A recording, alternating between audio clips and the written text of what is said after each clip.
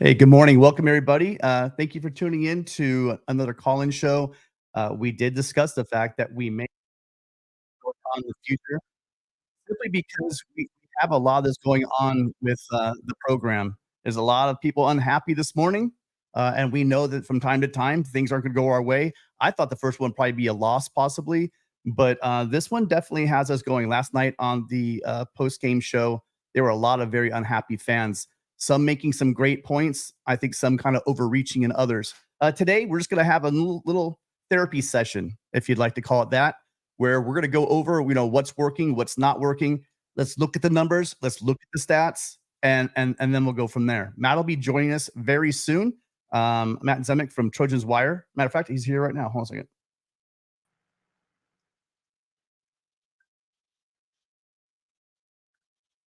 There we go.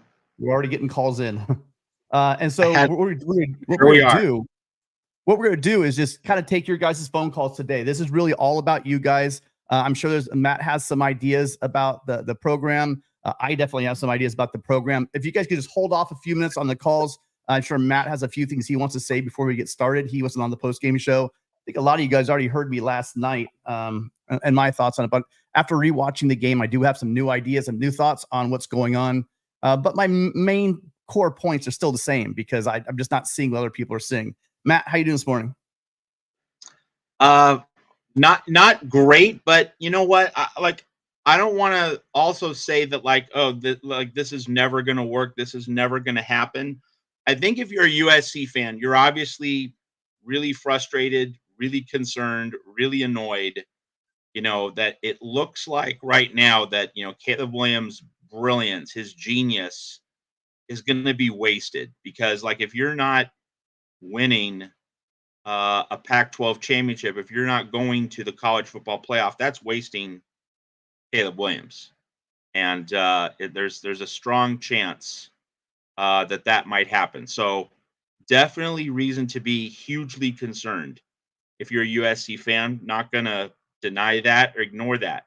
But I will say this before we get into taking your calls and obviously diving deep into the Alex Grinch mess here at USC.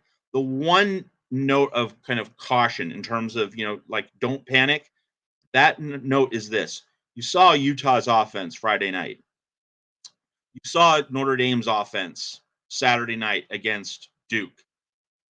As bad as USC's defense is right now, are those two offenses, Utah and Notre Dame, going to be able to score enough and run the ball well enough against USC to beat the Trojans? Now Cam Rising might come back for Utah. He might be ready by November 21st, but Utah does not have dudes on offense. That seems pretty clear. Even if Cam Rising's back, what about they need Brant Queefy, right, to be the Dalton Kincaid in 2023. The equivalent of what Kincaid was last year. If he's not healthy, what does Utah have? So I'm not saying USC's in a good position overall. No. But I am saying that these Notre Dame and Utah games, Notre Dame doesn't have receivers. Notre Dame's receivers barely caught any passes against Duke. And I know Duke has a good defense, but even then, where's the speed? Where's the playmaking ability for Notre Dame and Utah on offense? And I say that only because while USC is definitely not ready to beat Washington or Oregon, I don't think anyone would disagree with that. I would say USC is still in a very good. USC has good matchups with Notre Dame and Utah. Those offenses are not likely to score big on USC's defense. For all the problems with USC's defense, Notre Dame and Utah do not figure to score in large numbers. And so I'm really liking USC's chances in those two games. And what that means is that USC doesn't, I mean, USC does need to be ready in 2 weeks for Notre Dame and in 3 weeks for Utah, of course. But in terms of the worst aspects of this defense being exposed and being vulnerable, in many ways, you could say very reasonably, USC doesn't have 2 weeks to figure this thing out. USC has 5 weeks to figure it out before November 4. against Washington, and then November 11 against Oregon. So if you are trying to find like a middle ground between, this is completely unacceptable, and it is from Alex Grinch, and we can still make something of our season. It's that those Washington and Oregon games are in November. They're still a long way off. And if this defense can just get by against Notre Dame and Utah, which it has a chance of doing that just because those two teams, the Irish and the Utes, are so limited on offense, then that means that USC has basically a 5-week grid, not a 2-week grid, in terms of having those moments where it's going to be supremely challenged. Like Notre Dame, I'm not saying it's going to be easy to win in South Bend, but like you're not going to look at that Notre Dame offense and say, well, this is the ultimate test for the USC defense. It's not. Like USC, just as long as it can keep Notre Dame under 30, you'd think Caleb Williams and that offense can score over 30. You can win in South Bend. And it's very similar with Utah. Utah's defense is probably going to make some plays against USC's offense, but Utah's going to have to score to some degree at some point. And it's really hard to see Utah scoring the way it did. I have a family emergency. Yeah, no worries. So the issue with the fans being angry and disappointed is 100% spot on. This isn't new. Last year, the idea was basically that we didn't have the players. I get that. We didn't. The roster was pretty thin. But in the offseason, I think they did a great job getting a brand new front seven and adding some quality depth even within that front seven. USC already had a pretty good secondary. So the issue really was here is could Grinch now, with a roster full of people, put a defense up there and this was the goal. And if you remember, see, here's what I'm trying to explain to people. Nobody here on this channel, and quite frankly, all the channels I've heard, the USC channels, nobody expected this team to be a top 20 team defense. Nobody thought this would be a top 20 defense. Anyone thought this or saying it was a top 20 defense was crazy. What we were saying is, hey, look, we need this defense to take a serious step forward so that we can support an offense that's elite. The offense that USC has is absolutely elite. They're going to put 40 points on anybody in the country. And I mean anybody in the country. The issue is the defense going to give up 40 points? Are we going to be in nail biters when we start playing the better offenses in the country? I don't know anymore. I thought I could write off, so early in the season, I was talking about the fact that, we're rotating guys in, and that was cool. It sounded like a great idea. You try to figure out who your pieces are. That's fine. Let's do that. Then we had last week, we're on the road. You're coming off the bye week. They might be a little rust, a little bit sloppy. You got Mason Cobb coming in off of injury. So, we could see, okay, their performance wasn't where we wanted to be. Okay, that's all right. It's one off. But now it's a game again. And this game, at first I thought it was a game of two halves, Matt. I thought it was two halves. It wasn't two halves. It was literally for about maybe halfway through the third quarter, they were dominating this game. Just dominating. They owned this game. And then all of a sudden, you get a penalty, which causes them to punt. And then Caleb throws an interception. They're throwing the ball. They do a simple hitch route. And the guy spins around Domani and runs all the way down the field. And then all of a sudden, it just seemed like there was this chain of events that happened. The offense got off track. The defense started falling apart. And this is the story. It seems like this defense has a lot of themes to it. And one of those themes is late in some of these games, they really start to snowball. And you have to look no further than it was only the last 3 minutes of the Tulane game where they're up 15 points with 3 minutes left. And they literally found every way they possibly could to lose that game. And they did. And last night, yesterday, it seemed like they tried to do everything they could to lose this game. And good defenses and good coaching, I'm sorry, we can play on players that make the plays. Someone in the chat said there were Sagar said there was 18 missed tackles. True, all these things are happening, but there were also some really bad looks to that defense last night. We can go into it with you guys really quick, but I do want to open up to the phones really quickly here. But just know this, nobody thought this defense was going to be an elite defense. The idea was it was a top 50, top 40 defense that could possibly get this team a Pac-12 championship and get them into the playoffs. As of the last two showings, there's no way the team's defenses we just saw in those last two games is going to get this team a Pac-12 championship, let alone talking the playoffs. Yep. Let's go to the phones. All right. So we do have a call right now. Will and D. Will, you there? Yes, I'm there. Can you hear me, guys? Yeah, Will. How you doing? I'm doing good. I have to first address Matt's opinion on the wideouts. I understand what you're saying, but we were missing two of our two main targets, Jaden Thomas and Jaden Greathouse. But it was bad. It did look bad. I do understand where you're coming from. But I mean, Mike Elko, he's a defensive back whiz. Like, that's his thing. So I knew it wasn't going to be easy for our guys. I wanted to talk about the conditioning that you guys USC fans have been complaining about. I'll say this.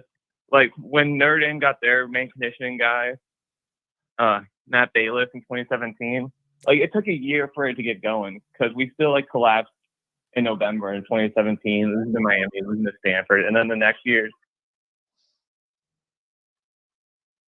And then we didn't lose a game until like November, until like the SC game in the Coliseum. So I do think it takes a year for most strength and conditioning guys to put in their footprint on the program. And I would be optimistic about that for sure. Yeah, I talked to Mark last night about the strength conditioning, and we were hearing from a lot of the Oklahoma fans that Benny Wiley's going to make them doing Pilates and they'll be doing yoga instructor, etc. I will say this: they were a lot bigger. However, I'm now beginning to have some concerns about fading in the third quarter games. Grant, now we have to remember, by the way, chat really quickly. Don't cheat. How many plays did Colorado run yesterday? Don't look it up. I want you right now, quick waterfall right now. If you take about 30 seconds, I know you looked it up. But if you're in the chat, you want to answer this one. How many plays do you think Colorado ran yesterday?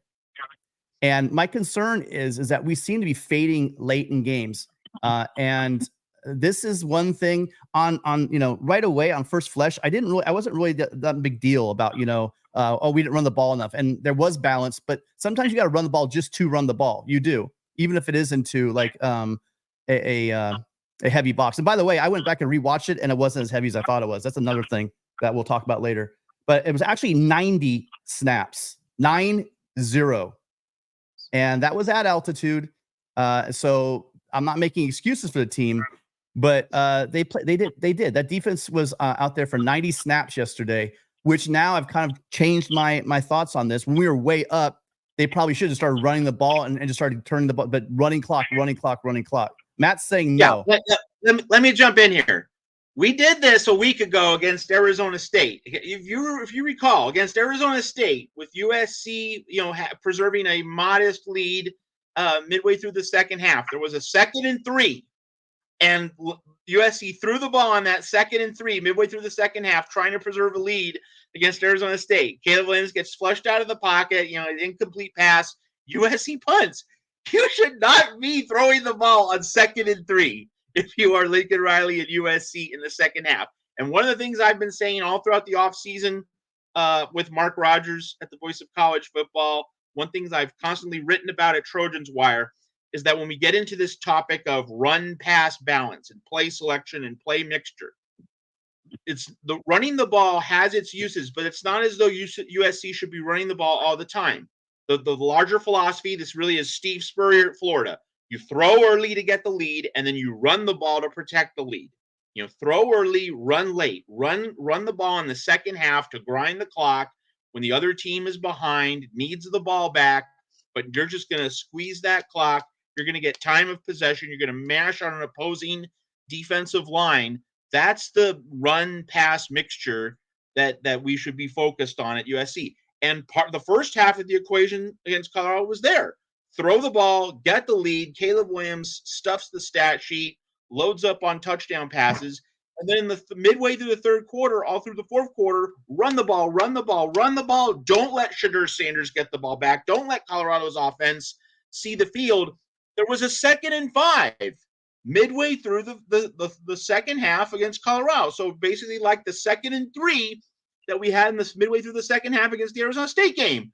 2nd and 5, run the ball with a lead. Yeah. Like, that is not hard. Yeah. That is not complicated. And Lincoln Riley did this at Oklahoma. And it's a common thread.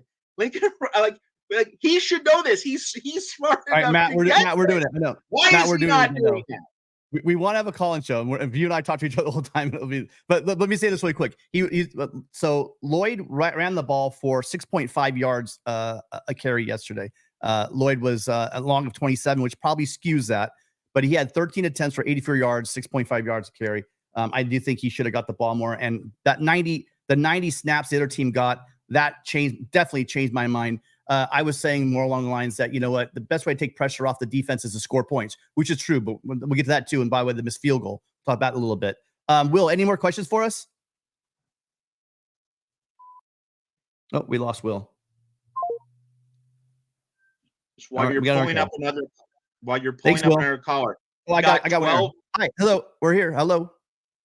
Thanks for calling. Where are you from, and what's your name? Hello. Yeah, hi. What's your name? Where are you from? Dave. Hi, Dave. How you doing this morning? You're kind of breaking up. Okay. Am I clear on your Matt? Am I clear on your side? Yeah. Oh, here we go. Okay. Yeah. So, do you have a question or concern for us? Hi. Sorry. Am I on? Yes, you are. Make sure that you're not listening to the audio on your computer. That is going to mess you up. Gotcha. All right. Hey, guys. Dave from Iowa, a long-time listener, first-time caller here. I'm a big-time caller on Ryan's show. Yep. I've listened to you for years over on Ryan's stuff. Yep. So I just had a question. So yesterday, Tim, you said that the comment these USC fans or potential trolls are making about Lincoln Riley doesn't care about defense. What is your reasoning as to why that comment doesn't make sense, or why do you disagree with that comment? So it comes down to this, Dave. I would ask you, do you think Lincoln Riley wants to win games no matter what? Like, do you think his bottom line is? Well, after yesterday's. Yeah, go ahead. After yesterday's performance, personally, it looks like he wants to win a Heisman Trophy rather than a national championship. Okay, I appreciate your opinion. I don't know any of these coaches personally, but I've known like high school coaches. I've known coaches in general. The one thing that absolutely kills a coach, it's not as much to win, they want to win. It's these coaches never want to lose. And when you lose because your defense is not living up to the side of the ball, I'll bet you, and I don't know the man whatsoever, I'll bet you that keeps him up at night. I'll bet you that drives him crazy. And just like Caleb said last year at the Heisman Trophy ceremony, he wants to win. It's a great honor. But he's a man. I just wish you guys are all playing next week, and and here I'm holding the trophy, but you guys are playing in this playoff. So I don't know. If that's a hell of a stretch to say a head coach doesn't want to win, or they'd rather win Heisman's. You're making a huge assumption there. Do you have any for me? Maybe that might support you at this point.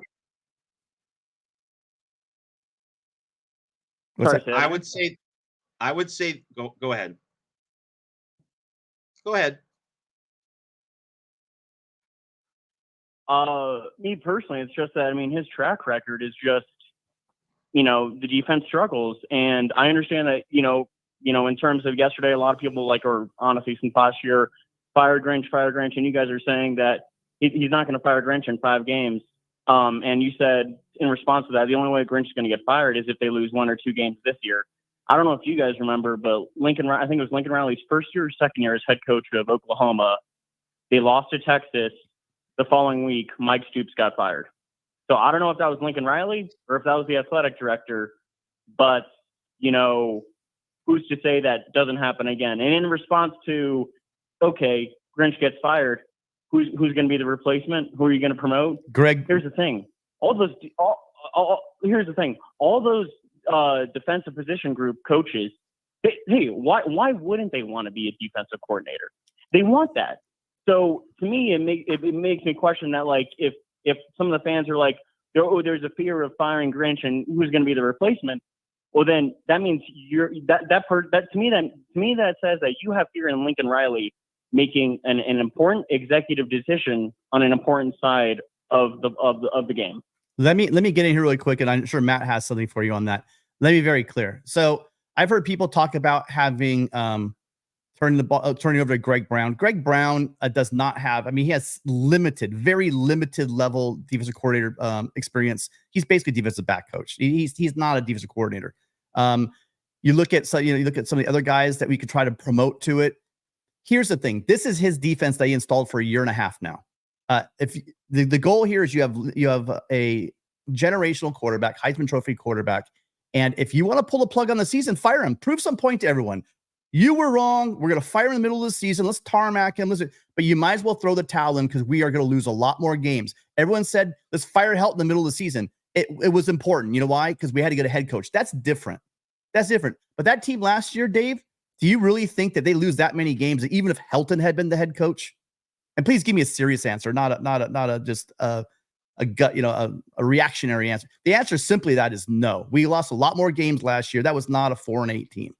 And so, 2 years ago. So I mean, these decisions need to be made at the end of the season.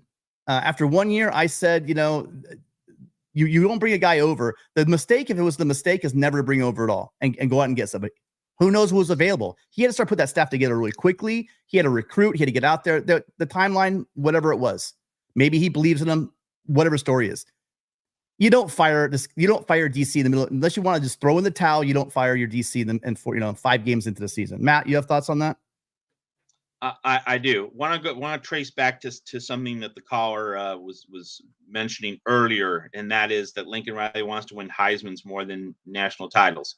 I mean, hey, Caleb Williams has already won a Heisman Trophy. Like, do you think that like Lincoln Riley went into this season as with his priority list being, oh, I want Caleb to win a second one? I mean, look, Lincoln Riley hates losing. Like, how pissed he gets after losses such as the Cotton Bowl. So he hates losing. But here's the thing, and then there is something to what the caller is saying, but I would phrase it this way: Lincoln Riley wants to win his way. He wants to prove his critics wrong. He wants a certain methodology. He wants a certain script, a certain pattern. Like, he wants to win it all with Alex Grinch as his defensive coordinator so that he can say, look at me. I won a national championship without an elite defensive coordinator. And he wants to be the smartest guy in the room in the process of winning the national title. And so cutting bait with Alex Grinch would be an admission of defeat.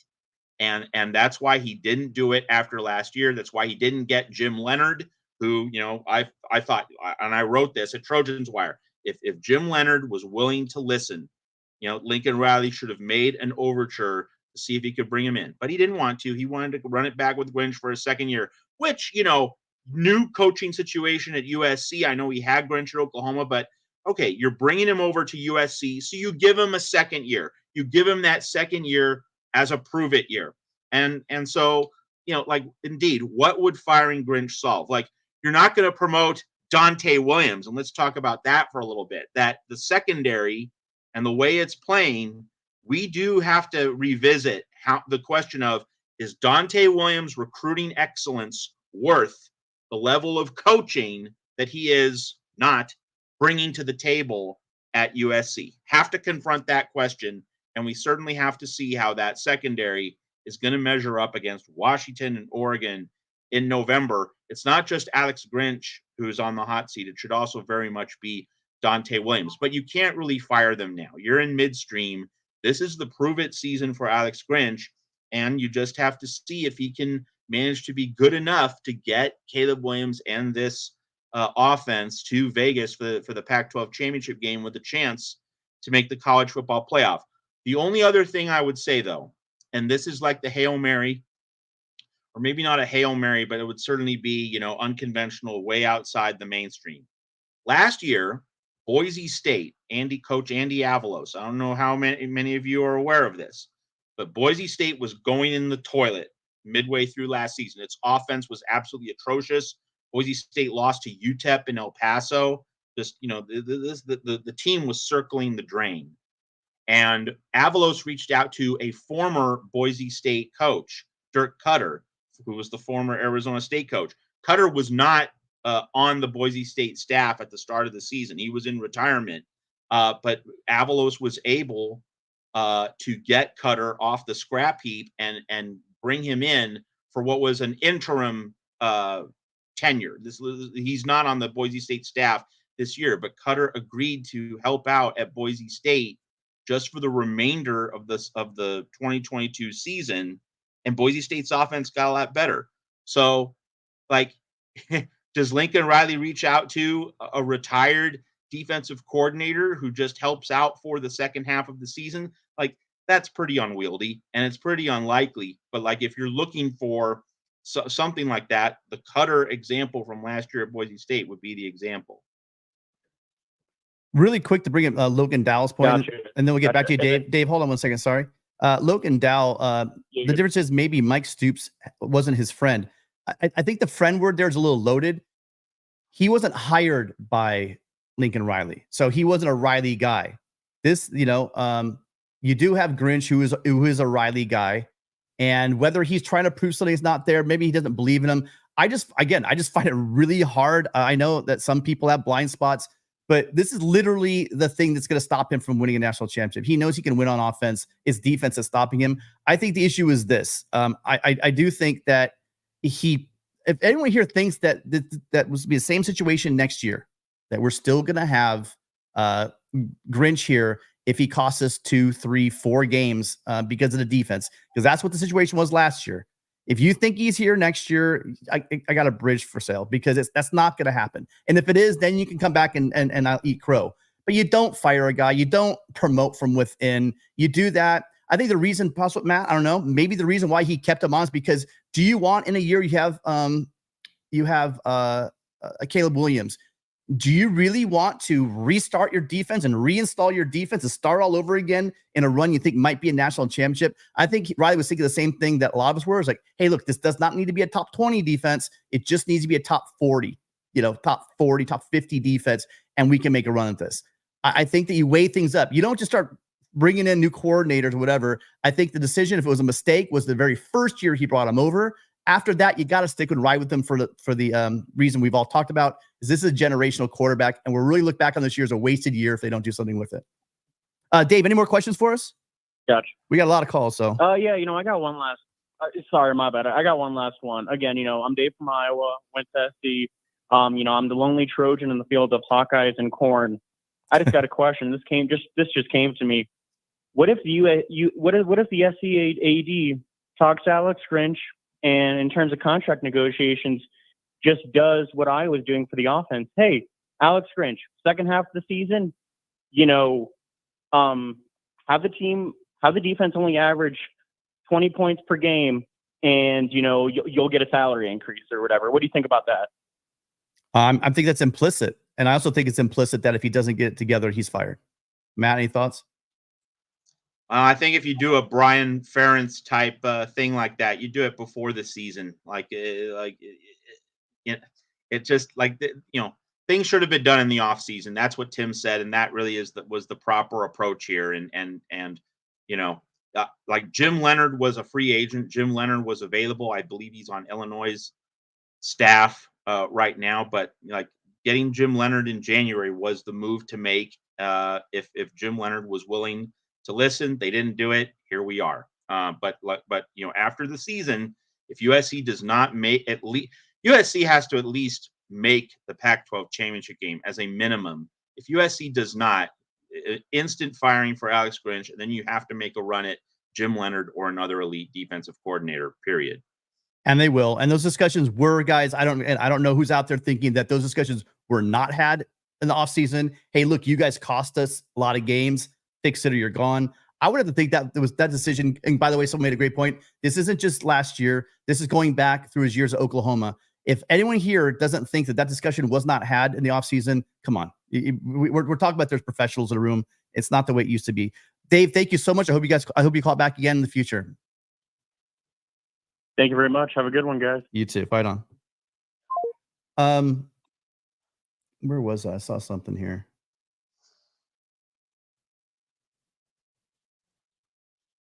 Well, I had one I was going to pull up because someone made a really good point, but I can't find it right now.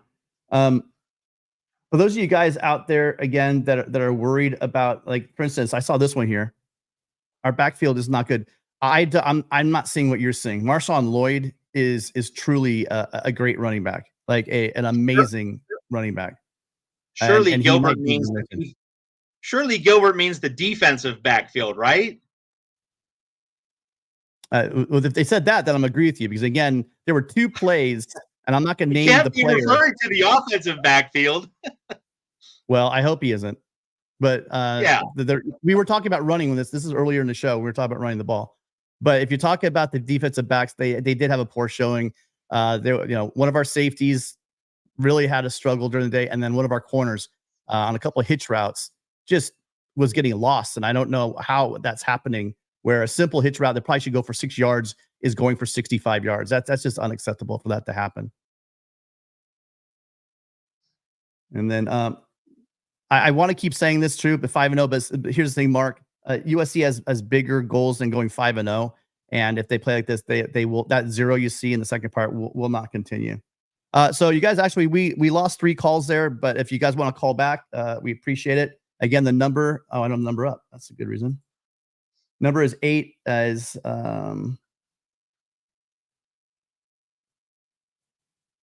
so it's a 888-99 Riley. I try to make a number. It was easy for you guys to remember, but there it is spelled out for you.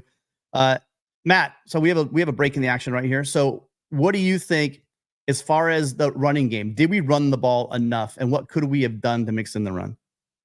No, I mean, as I said earlier, 2nd and 5, midway through the second half, trying to protect the lead. Like 2nd and 5, you should be running the ball, and then you get into 3rd and 2, where maybe you throw it, but like you have Caleb Williams, on a rollout where he has a run pass option, or you can give the ball to a wide receiver on a handoff in motion. But like 3rd and 2, you can run the ball in a lot of different ways, or you can basically throw the ball in a way that is just an extended handoff. But 2nd and 5, trying to protect the lead midway through the second half, and similarly at Arizona State the week before, that should be a no question, no doubt about it, running down. And especially, let's note, especially against an undersized Colorado defensive line. 2nd and 5, like you don't think you can get at least 4 yards to set up 3rd and 1 and then mash it for the first down on 3rd down. And then if you're inches short, or you can just do a quarterback sneak with Caleb on 4th down, how are you not just exclusively running the ball? And Lincoln Riley gets cute.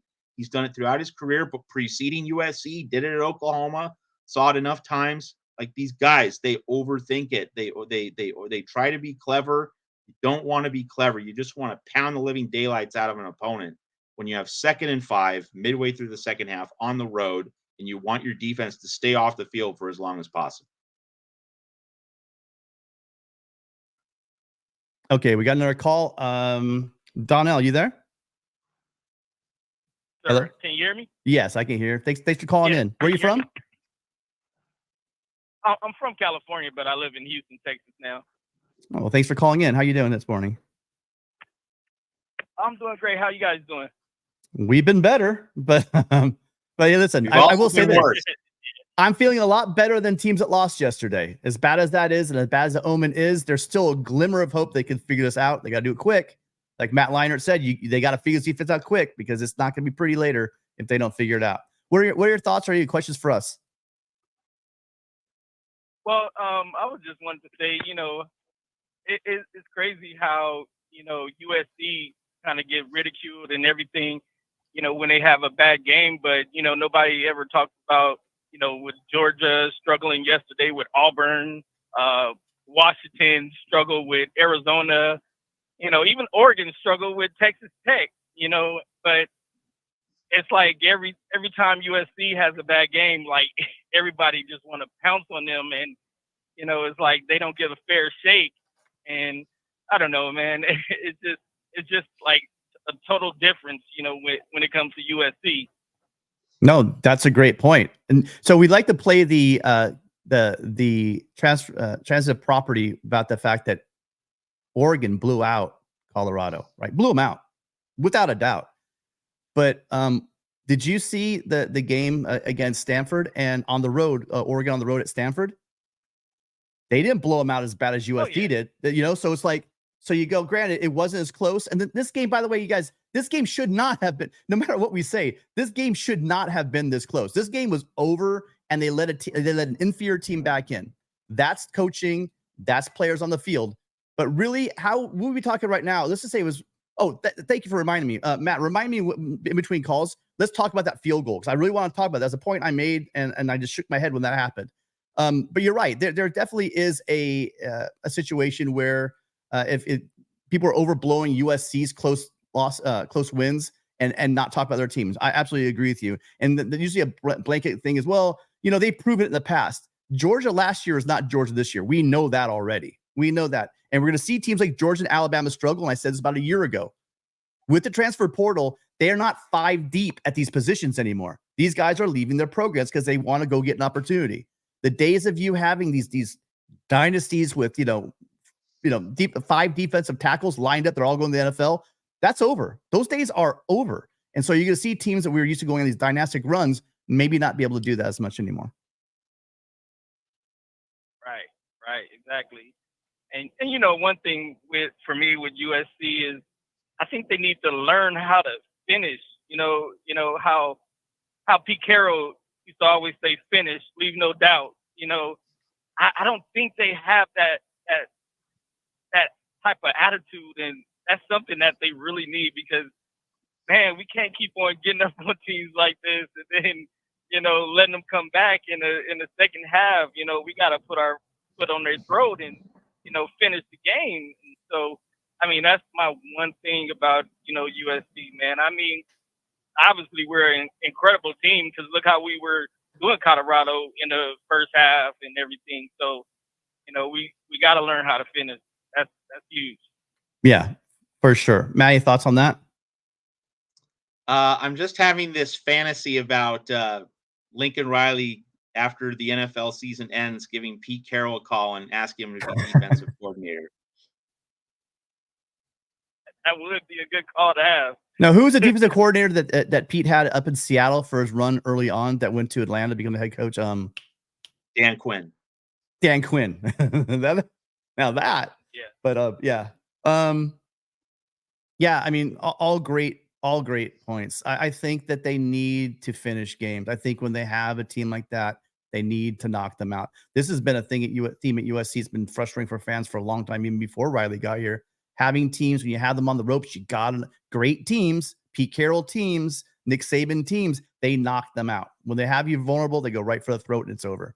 And yeah, you cannot let a team with all that energy hang in a game. We saw it last night or yesterday. And it's worth saying that, the Pete Carroll teams were very different from Lincoln Riley teams. And but you knew how great, you could see how great USC was on the defensive side of the ball under Pete Carroll. And the larger point is just how much of an expert Pete Carroll was on defense. And you can see similarly just how much of an expert Lincoln Riley is at coaching offense. So when you see one side of the ball coached so well, like you can just point to that and say, that's what great coaching looks like. And so there's no reason for USC not to have a guy on defense who can bring out the same kind of Pete Carroll standard. Like the guys are out there, and that's part of the appropriate frustration and annoyance that USC fans feel because they see the offense just coached so brilliantly. Why can't we have that on defense? And it's exactly the inverse of what you had in the Pete Carroll years when the defense was so brilliant and the offense would trip up and stumble and lose a few games. Mark Sanchez, John David Booty, why couldn't the offense be better, be sharper? And it's just the inverse right now under Lincoln Riley. Man, I still think that John David Booty is the most underrated Trojan of all time, but that's a whole nother conversation. That's an interesting discussion for another day. Yeah. Yeah. So Will, thank you for the $5 super chat. Sorry, you guys, we're cutting out on my end. Great to hear new voice of college football fans. Thank you. Yeah, that's the whole plan of this call-in show with the phone lines. We have great people that come to StreamYard, but that's why I'm going strictly on phone calls so we can hear from the new guys. Appreciate you calling in. Any more questions for us?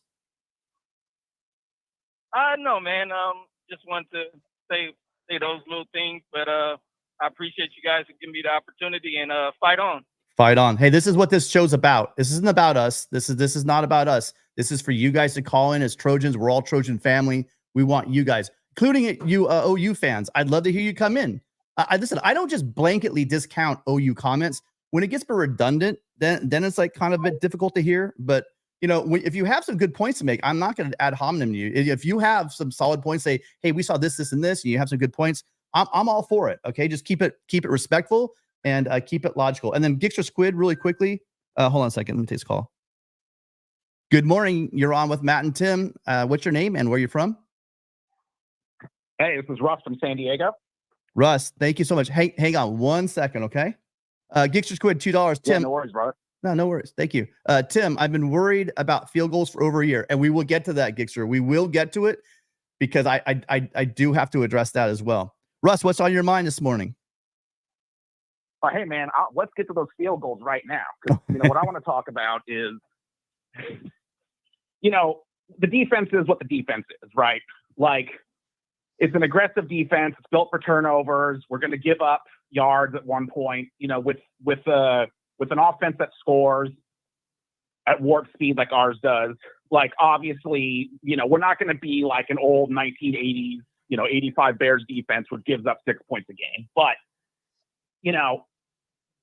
when it comes to stuff, the bigger concern is Lincoln needs to understand this. And our situational football is just abysmal. And, we can go through the whole second half, but like that, let's talk about the field goal right there. Let's talk about that whole sequence. It's 2nd and 9. And what do? There's about 4-ish minutes. I forget the exact amount of time left on the clock, but at that point it's a 2-score game. And from where it would have been a 33-yard field goal. Yeah. Caleb drops back, throws an incomplete pass. Next play, drops back again. At least he took the sack as opposed to stopping the clock again, but that's a 6-yard loss. If we run the ball, bring in our jumbo package, it's freaking Colorado, for fuck's sake. Bring in the jumbo package, get 4 yards, that 39-yard field goal, which just barely misses, turns into a 29-yard field goal, and the game is over. Yeah. And we wanted to get cute, and it's the same thing going back to the previous drive. Like, it wasn't like they were running a bunch of like genius trick plays to get these 50 yards. They were throwing dump offs. The first dump off goes for 50 yards. What happens on the next drive? We have a stupid offsides call. Shedeur Sanders was like, hey, I got a free play. Let me heave it up. Yeah. We couldn't even pass interfere the guy to make sure he doesn't catch it. Couldn't do it right. Couldn't do it right, Russ. He tried. Yeah. Couldn't do it right. Yeah. Face mask him. It's Right. like just do whatever you can, because in college it's only a 15-yard penalty, right? It's not a spot foul. So true. Yep. Absolutely. Yeah. So if it's absolutely spot on. just Yep. like tackle the guy. Who cares? Yeah. No. I mean, I don't know. What are your guys' thoughts on this? you Like, just why stole do my. we Said it all.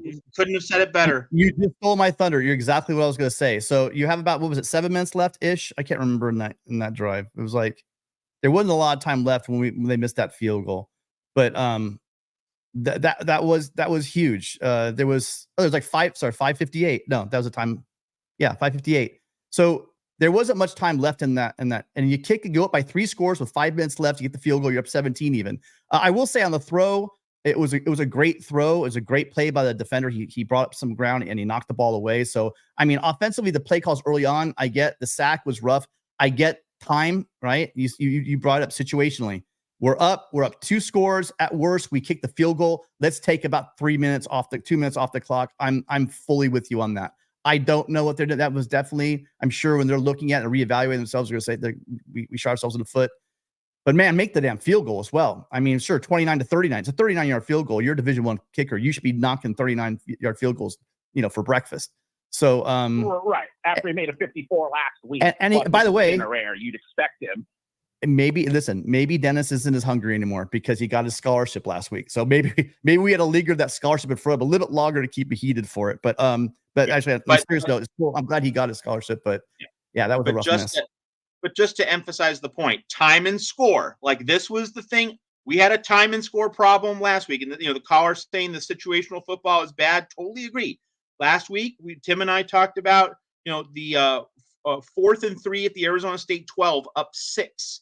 When you're up 6, you kick a field goal to go up 2 scores. If you're up 6 or 7, you kick a field goal to go up 2 scores. Unless it's like 4th and inches, where like you just sneak with Caleb and it's easy. But 4th and 3, no, kick the field goal. But if you're up, if USC was leading Arizona State by 4 or 3, where such as a field goal doesn't change whether it's a 1-score game, then you go for it. If you're up 9, 10, 11, you're already up 2 scores, then you go for it. But when you're up 6, that is situational football. You kick the field goal. So right here, you're up 14.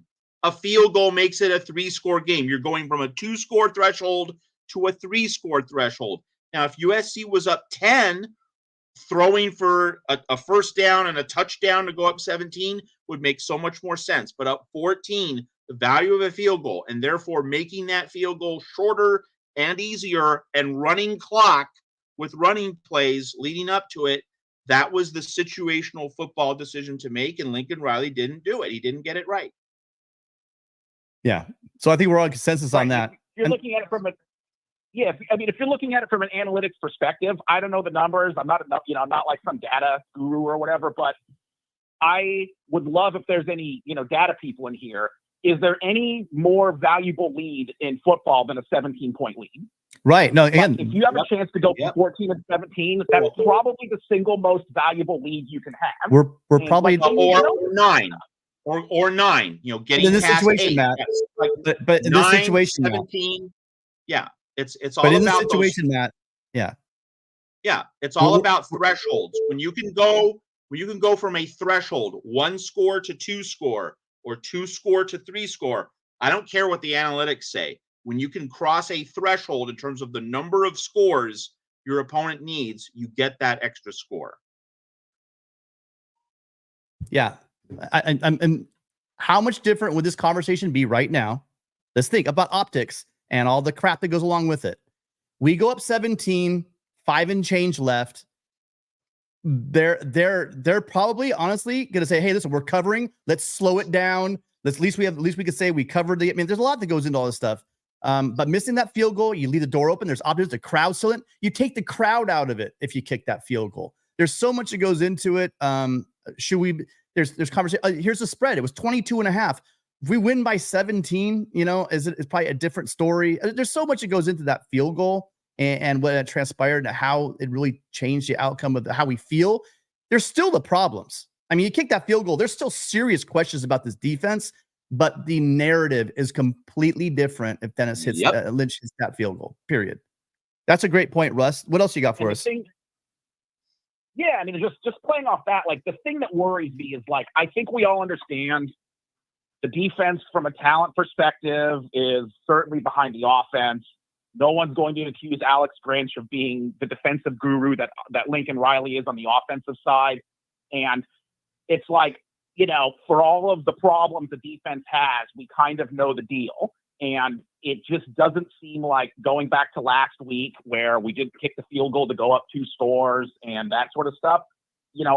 I'm just a little worried that Lincoln needs to take a look in the mirror and be like, I can do 1% better on mere decision making, like these things on the margin. There's a reason why the NFL does things a certain way, because you chew up clock and you kick a field goal, and that normally is what seals games.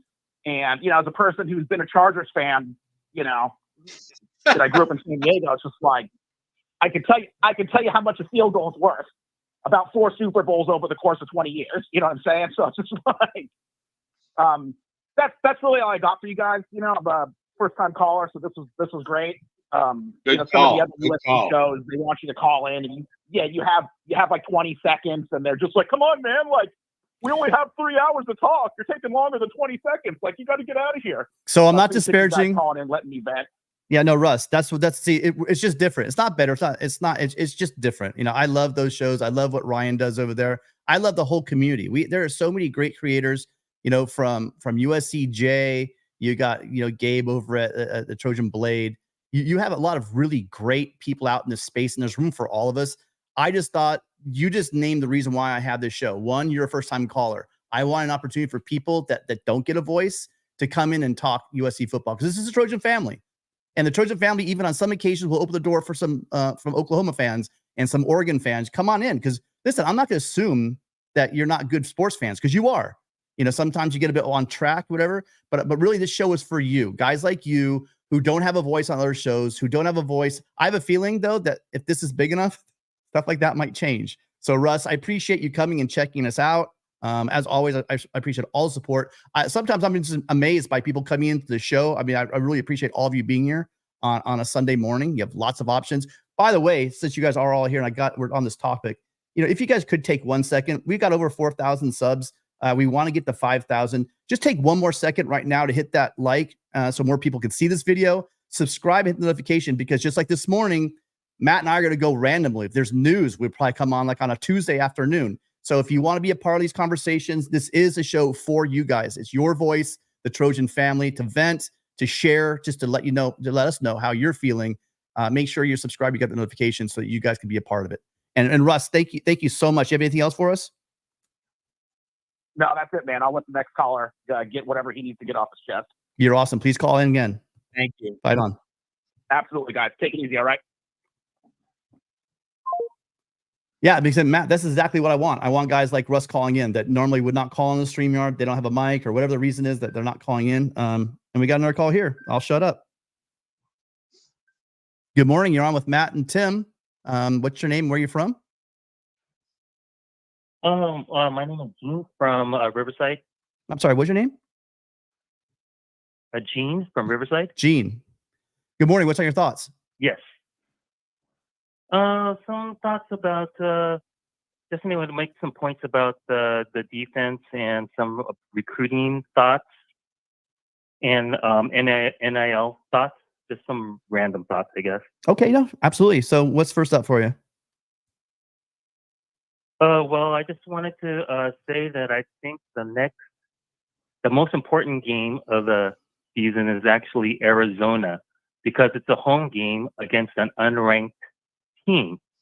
So I think that when the end goal is to, at the end of the season, be one of the four, right? And so if we lose to an unranked team at home, the committee cannot almost forgive that. Now, if we lose to a ranked team at home or away game, I think that's our only loss. I think we can get in. Well, I mean, a loss is a loss, and I think USC can survive one loss as long as, remember this, if they lost to Arizona, just keep this in mind, and that's their only loss. That means they beat Notre Dame. That means they beat Oregon in Autzen. That means they beat Washington at home. And they beat, I think, a pretty good UCLA game at the end of the season. So I think USC still will have the resume. It will not look good. I'm sure it won't be a slam dunk, but if USC runs that and that's the only loss, then I think they're still okay. Matt, what do you think? Right. Yeah, but if USC goes and they have to decide, and it's really close, they're going to say, well, you guys lost an unranked team at home versus say Alabama. They lost at home, but it was a ranked team. Yeah, no, we get your point. Or if it's an away loss. Yeah. And also too, I was thinking defensively, anyway, going back to when my son used to play sports, we'd have a coach go scout the best team or the best teams that we're going to be playing in a tournament. So I'm hoping that Greg Brown, who they brought on to staff this year, is looking at the teams that, like the Oregons and the Washingtons and the Notre Dames, and really coming up and giving some good advice as far as his he coached in 22 teams, sent up 7 NFL teams. I hope he brings that wisdom and we can play a more sound defense and really be strategic in how we attack these teams. Yeah, well, I think you always have somebody on staff that's scouting, right? And someone's going to be scouting just specifically for that. I think that having analysts absolutely are going to be scouting. Cliff Kingsbury, I'm sure he's scouting defenses, and there's part of the game plan. So, yeah, I think USC has joined big boy football and is doing the things they need to do. I don't have this. Again, your guess is as good as mine, but I think your assumption is pretty strong. Yeah, and then I also wanted to touch on what people think about recruiting and NIL. I'm actually thinking that our most important recruit we're probably not going to get, which is Caleb Williams. And what I'm trying to say is he's probably leaving, right? I'm thinking our most important recruit is actually Jonah Monheim. So if you can have him for an extra year and, and bring him for his last year, I think that would be major. That's NIL money well spent. And I also have a list. Also, Marshawn Lloyd, he would be eligible for another year. Caleb Bullock for another year. Eric Gentry for another year.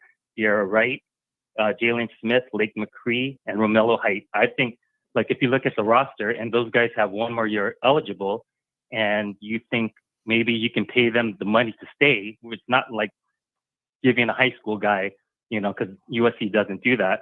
I think that would be an awesome strategy and maybe something that, a wiser investment. Well, a couple of things. One, with Lloyd, running backs don't hang around. They have a shelf life. They have a certain amount of carries and hits they're going to take. So usually running backs don't go high in the draft anyway. They usually look at that second contract. So running backs, Lloyd, you can just probably wipe him off the list. Caleb, let's stop that. Let's stop that insanity for the same reasons. Even if he doesn't get to a team he wants to go to, granted, I mean, I'm not saying, but that might be more leverage. The conversation we had about a month ago when they flowed that out there, it might just be trying to push some teams away. I don't even know. But as far as the other guys, like if Romello Height keeps having the season, Romello Height the last 2 games has had an absolutely just been killing it. He keeps playing like he has the last 2 games. He's gone. And it comes to you said Jonah Monheim as well. Jonah Monheim is a prototype tackle. It depends on what he's graded out. If he gets a first round grade, he's gone as well. Yeah, that's true. Yeah, NIL money. NIL money. And yeah. NIL money is not NFL money, period. Also, the first rookie contract is nothing compared to when they get their second contract. So the time starts ticking, once you're a rookie. So, and your body, this is a brutal sport. It's a violent sport. Your body can only take so many hits. So every year, every hundreds of hits you could take in college is money on the back end of your career that you're losing out on. So keep that in mind. Yeah, that's a good point. Yeah. I just think everybody, wants to win the recruiting wars and NIL and drop money. But I'm thinking to myself, I looked at the roster and I'm like, Eric Gentry was a 3-star, number 775. You have Solomon Byrd, who was a 2-star, number 2,902. You have Emmanuel Pregnant, he wasn't even rated. And Taj Washington was a 3-star, rated number 1,794. So before everybody says we didn't get this guy and that guy, I mean, look at what the staff has done in bringing in these guys and really, getting a lot out of them. The recruiting services do a great job. They do better than I could do, but it's nowhere near a science. And they're just doing the best they can off of high school. There's so many variables. Did the kid peak? Is he because of his size and is he like precocious in his development? Whatever it is, you got to realize. I think even with the 5-star, someone correct me if I'm wrong, but it's like a 50% rate, hit rate, even with the 5 stars. We've had 5 stars come through. If you're a USC fan, we've had many. I don't ever call them a bust because the kid didn't come here and say, "Hey, I'm a 5-star. I'm a 5-star." They never did that. So I don't call them busts, but we have our fair share of guys that came in as 5 stars and just didn't perform. I'm not blaming the recruiting services. I'm definitely not blaming the kid. So it's just they do their best to figure it out, and it's entertaining. If you take it for more than entertainment, then I think you're missing the point. Yes, correct. And I do agree with you. The point you made on another show, or maybe even the show, I got kind of halfway into the show, where you're talking about basically it's good either way, whether, with our defensive coordinator situation. If he wins out, great. I mean, I'm all for him, succeeding and keeping us in that, like you said, 40 range or 40, 50 range and just being good enough so our offense we'd be good. Or if we're not, we're USC and we attract, talent from the coaching ranks as well. And so so either way, we're a win-win situation. Mm-hmm. Yeah, I agree. So that was something that, instead of people getting all bent out of shape, I think we're good either way. I mean, yeah, it stinks if we lose Caleb's last year, but, they'll figure it out. I think the staff and the support they have, they'll. Yeah, Gene, I think you cut off at the end there. Are you still there? Yes. Okay.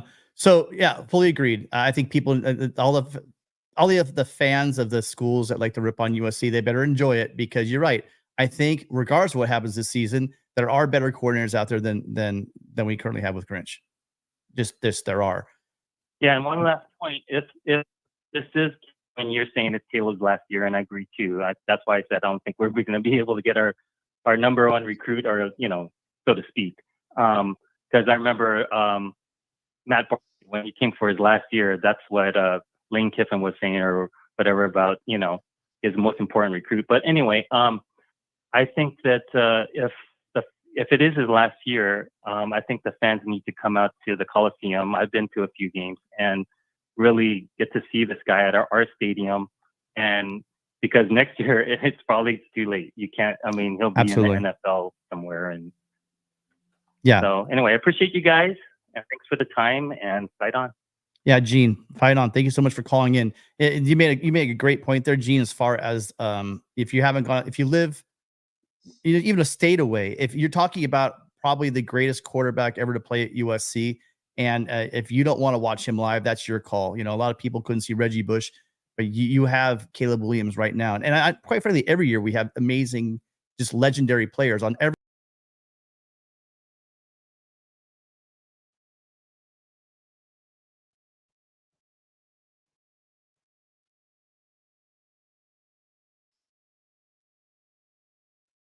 My bad. Sorry. I got my mouse and the back button is one of the thumb near the thumb button. If I hit that, we're gone. Thank you, Gene, for calling in. We got another call coming in right now. 1 second. Good morning. You're on with Tim and Matt. Where's your name and where you're from? Hey, Tim, Matt. My name's Cameron, and I'm calling you from Thousand Oaks, California. Cameron, thank you Hey, for calling. I've been on hold for a little while, so you're very welcome. I love you Yeah, guys. I got to Tim, move faster, Cameron. I got to move faster. Oh, do we have a delay? Okay. Okay. Yeah, sorry, Cameron. I will try to move the calls along a little faster. I think I am, but sorry about the hold. I appreciate you hanging in there. No worries. Hey, I'm calling about the video that USC put out about the culture, saying the longer it goes, the better we get. And I've got to really question that. I've got to question the culture on a couple of things. Bryson Shaw got torched yesterday, the entire game. I'm not really sure why he never got pulled out. If in high school, if I would have been playing like that, I would have got pulled instantly. And then Shaw was defending Grinch after the game, which I just kind of blew me away. Moreover, what's up with Tackett Curtis? He's playing like a freshman. I'm not sure why he's still in there when we have other linebackers that have just been playing really well. We got beat down the same way we did against ASU. We made 0 adjustments. We have teams making adjustments to our defense, and we are just doing the same thing over and over again. I know this is kind of a redundant subject, but it baffles me. That's it. Thank you. This is Cameron from Thousand Oaks. Fight on. You guys rock. Thank you, Cameron. Thank you for calling in. Matt, you can tackle that one first. I've been talking a lot. I would just say that, after seeing what happened against Colorado, it's pretty clear that Bryson Shaw, he's much more cut out for run support than pass defense. He's not fast enough to provide that back end pass coverage that USC needs. So the coaching staff, certainly with Bryson Shaw, needs to be much more situational about putting him on the field when there's a reasonable expectation of a running play, or at least the opposing offense not going down the field vertically. And so, Bryson Shaw might have a definite use and need for USC against Notre Dame and Utah, but against Washington, Oregon, it's going to be a very different story. So that's just something we can point out, I think, with Bryson Shaw, that against Notre Dame and Utah, a more physical game, a more run-oriented offensive opponent, he can be on the field more. But the staff's going to need to be very situational. I would say that, the good thing about playing Colorado, this was much more of a pass-heavy team compared to Arizona State, compared to the other opponents USC faced. Now, those other opponents weren't very good, but Colorado certainly raised the bar in terms of a passing game that this defense had to figure out. So let's now see if the coaching staff can mix and match in terms of anticipating pass-heavy offense, such as what we're going to see from Washington and Oregon, versus a more run-oriented, blue-collar, physical offense, such as what we're going to see against Notre Dame and Utah. The personnel for those different kinds of games, the personnel needs to be different. Hopefully the coaching staff will be able to make that adjustment. Yeah. Agreed. And the comment about the linebackers, I do see that Tackett being a bit over pursuing plays and maybe taking some wrong gaps and stuff. It looks like on my end. I don't know what his assignment is. But I'm not going to call people out either. But I saw some bad coverage from guys that have been getting a lot of love lately in that game. Guys were kind of just did not look like good zone defense. They were kind of getting lost. Like they didn't know there was communication was off. Now, is that because they don't have a lot of time out there with the players? Maybe that's experience on the field. But these guys are not guys that are new like Tackett. They're not new to the system. And they seem like they're kind of lost lining up. And there was an issue with Tackett lining up at the goal on one goal line play. I know the other guys were trying to help him. I think they just see him as the future and they're going trying to move him along. But I have not been very happy, except for Mason Cobb. Mason Cobb, after getting a lot of crap last week for getting one tackle, he absolutely and maybe I don't know, maybe it has to do with he's coming off an injury and people need to chill out. That's what I mean, you guys. Everyone wanted to crucify him after one game. The guy came off of an injury, his first game back, and everyone's freaking out. And then he comes back, and Mason Cobb just went out there and balled out. And then he was one of the bright spots on the defense. There were others.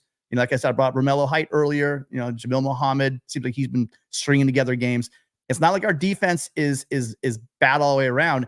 It's just the overall defense, when we got to about the third quarter, really took a dip. Someone brought up the point that we scored 14 points in the third quarter. Yeah, I'm talking about after those 14 points when they fell asleep for the rest of the game. So there is some hope. We do have the players, right? It's just a matter of it does all come together. And Grinch is running out of time. Period. That's the short of it. Grinch is running out of time. Cobb absolutely played well yesterday. And I will say this, Shaw, after having a really good game, kind of took a step back. Shaw was one of the guys I really was disappointed in last night. Just yesterday, it just seems like, at times he was just completely lost out there. And two things we have to keep in mind. One, like USC has played bad teams, the first 4 weeks of the season. So Colorado, raised the bar. And so like good, like that part of it is good in that this team got much more of a legitimate test from an opposing offense. Like that was needed. Like USC, wasn't prepared to play against Arizona State, but Colorado has a lot more talent than any other opposing offense USC has seen. So at least the Trojans did get tested at a higher level, and maybe that shakes loose, an awareness of, the personnel they were going against and the need to improve. Because you're not going to learn too much about Stanford or you're not going to learn too much playing Stanford, playing Nevada. So at least Colorado did kind of shake things loose, and that offers the potential for growth. The other thing with Mason Cobb, and look, the defense is a mess. It's a problem. Grinch is not making the grade. But at least with Mason Cobb, can we admit the coaching staff made the right call to give him all those snaps against Arizona State because he needed to shake off the rust. He needed to get back into playing shape, building a fitness base, and we saw the payoff against Colorado. Yeah. Matt, what do you look like on time? I mean, I've got time, but I don't know what your schedule is like. As of right now, we don't have a call. I'm sorry, guys. So I'm seeing in the call queue, you guys, I'm hanging on to the calls maybe a little bit too long. I didn't realize Cameron was still there. I actually, if you guys were done the call, if you could hang up, that also helps me out. But if you guys, this is one last chance to get in here. If you want something, get off our chest, or if you have a question for Matt, please go ahead and call in. Otherwise, I think we're wrapping up. We will be doing this again, you guys. So make sure that if you are not already subscribed to the channel, make sure you are subscribing to the channel. And the key here is since we're not going to, this is going to be like almost just ad hoc meetings with us. We're gonna hop in once in a while. So if you're not hitting that notification bell, you are going to miss a lot of these. And we're going to go live when there's a lot of questions like we had about Grinch's defense last night, or if there's some news that comes up on recruiting, or as far as maybe some movements in the polls, etc. We will be popping these live streams up. And I'm working on it. I guess it's only our second show, our fourth show, or our second show in this format. I'm definitely not going to hurry anyone along, but I do think I can move the calls a little faster in the future. Sorry about the people that were on hold that we didn't get to, that after like 15 minutes you guys drop off. I do apologize for that. I will try to move along a little bit faster next time. So again, Matt, we don't have any calls in the call queue right now. Did you have any, final thoughts unless we get a call? I would say this, and one of the stories I published at Trojans Wire just before I came on the air here with you is that, Colorado making that comeback, it enabled Deion Sanders to kind of spin this game as, wow, that was a whole lot of fun. And wow, we gave USC a battle. And wow, we belonged on the same field. And this is just the beginning. Like, no one expected us to win, but look, we played USC close. Like, that comeback, and you did allude to this a little bit, how it changed the narrative. What if USC wins this game 48-28 or even 48-34? It's a different conversation. And so, one wonders how much ground Deion Sanders gained in terms of being able to keep propping up Colorado as like a destination program with, positive vibes after this game. And is this going to, hurt USC in a major recruiting or transfer portal battle with Colorado for prime skill position talent in the next 2-3 years? That's a real concern coming out of this game. And it just shows that, USC needs to learn how to put these games to bed. Like, we remember the Cal game last year. We remember the Arizona game last year, games that could have been finished off much earlier than they were. And, like that carries a cost. Last year, the cost was the starters had to play longer, so they got injured in the Pac-12 championship game and against Notre Dame. And here the cost could be in the transfer portal. So, that's the damage that happens. That even then when you win close instead of winning by 20 or 27, someone else can find an opening and seize on that. Yeah. I thought also I have been neglecting the chat because the whole purpose is of people calling in. But I do appreciate the people in the chat that have been leaving messages. And by the way, thank you, Will and Gixer, for the super chats today. That was greatly appreciated. Here's one from Michelle. UGA won the national championship. They get the benefit of the doubt. Again, this has been brought up. The reason why this does not follow logic is from year to year, you have a different, it's not like the pros where you maybe have the old days. Sorry. It's not like when I was a kid, and you had the same infield for a decade, right? Now in college football, especially with the transfer portal and everything, it changes very quickly. Almost from, sometimes during the season, your roster changes. So they got the benefit of the doubt. No, I mean, that makes no sense. They won last year. Great. But this is college football. It doesn't mean they're going to win this year. We have to learn one more call here. Hold on. Good morning. You're on with Tim and Matt. Where are you from and what's your name? Hey, Tim. This is Young Tiny. I'm out of San Bernardino, California. How you doing, Matt? See, I call him out and then right in. What took you so long to call in, Young Tiny? Oh, man, I was changing the wife's windshield wiper. Right. Yeah, so you brought up... go ahead. No, you go ahead. Sorry. No, yeah, I have brought up a point. Like, I know Shaw was getting cooked, and some of the plays, I even watched over the film. Kalen Bullock was out of position a lot and kind of left him hanging.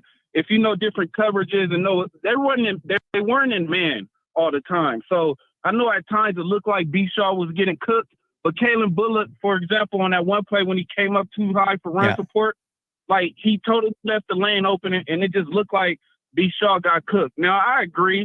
He's not the best coverage guy, especially in man, but he is aggressive. He does have experience. He's excellent at run support.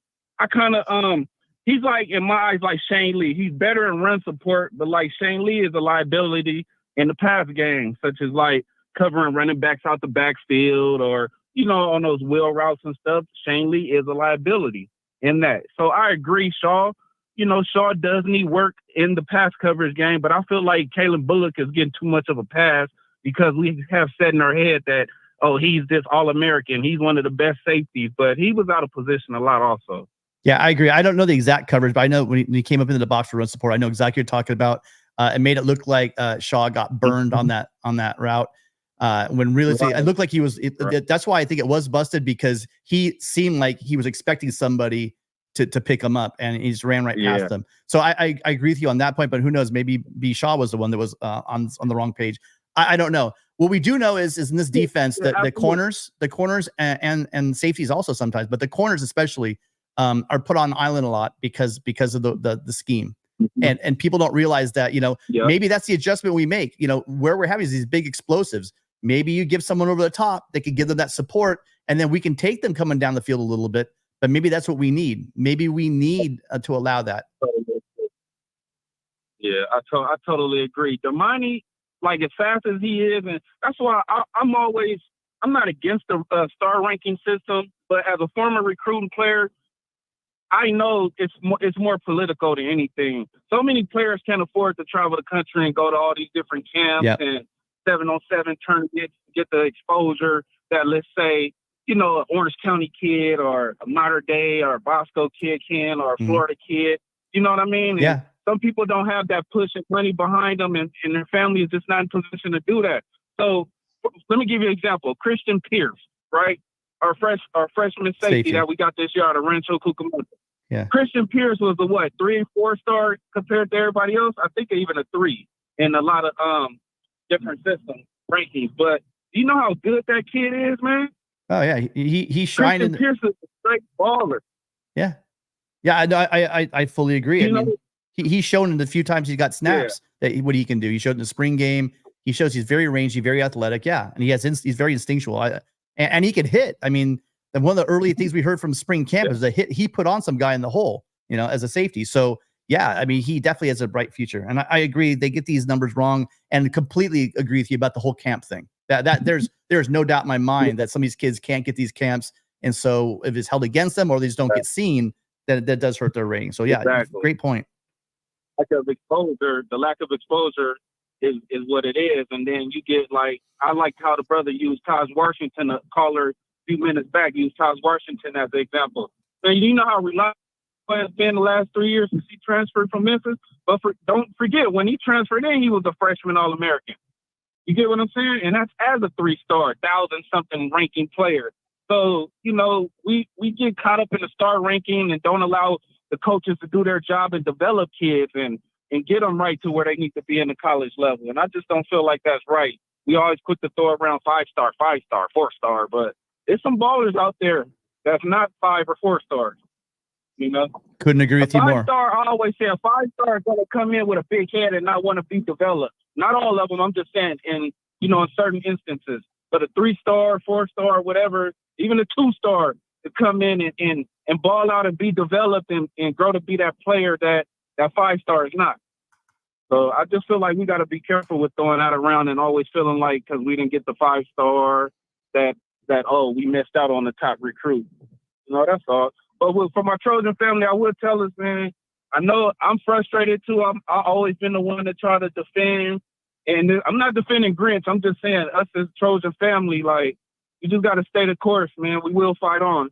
You know, hopefully we play better against the better teams, you know, because sometimes lower competition will lower your play because you're not eager to get out there and ball. Another thing that nobody's talking about in practice, we got to run ones against ones. We can't.